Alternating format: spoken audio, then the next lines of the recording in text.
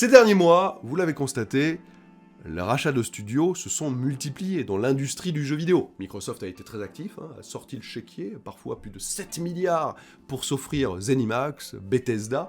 Eh bien c'est au tour de Nintendo. Nintendo qui, généralement dans le domaine, est assez conservateur. Vous reconnaissez ces images ? Oui.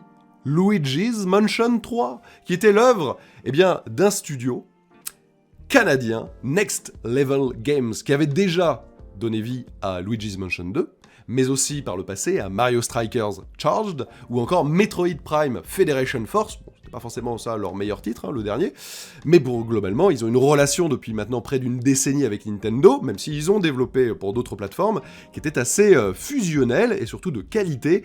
Eh bien ça y est, Nintendo les a rachetés. Voilà, et quand on voit donc la qualité d'un Luigi's Mansion 3, on comprend mieux pourquoi Nintendo a dû se tourner vers eux.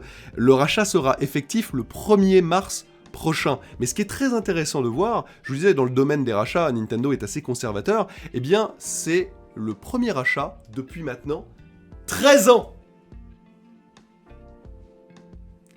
2007, Monolith Soft, voilà.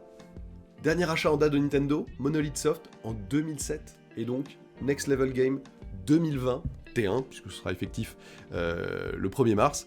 Bref, vous avez vu, ils y vont doucement mais sûrement, mais a priori c'est qu'ils sont sûrs de leur acquisition, et ça va permettre comme ça d'étoffer aussi un peu le catalogue de studios pour pouvoir peut-être avoir une rotation de jeux exclusifs aussi un peu plus importante. On le sait, je vous le rabâche depuis maintenant, j'ai envie de vous dire, des années, mais les exclusivités, c'est extrêmement important. Dans un moment où, à l'image des Netflix, Amazon Prime, Disney+, etc., on va devoir choisir soit une plateforme, qu'elle soit physique, soit une plateforme de service. Et pourquoi on irait prendre telle ou telle plateforme sur laquelle on retrouve des jeux éditeurs tiers ? Eh parce qu'il y a ce jeu qui est exclusif. Microsoft l'a bien compris, Nintendo l'a toujours compris, Sony l'avait compris aussi depuis des années, mais là vraiment, chacun étoffe un petit peu leur catalogue de studios pour pouvoir fournir ces fameuses exclus, et je pense que dans les mois à venir, ce n'est pas fini, on entendra encore parler de rachats de ce genre.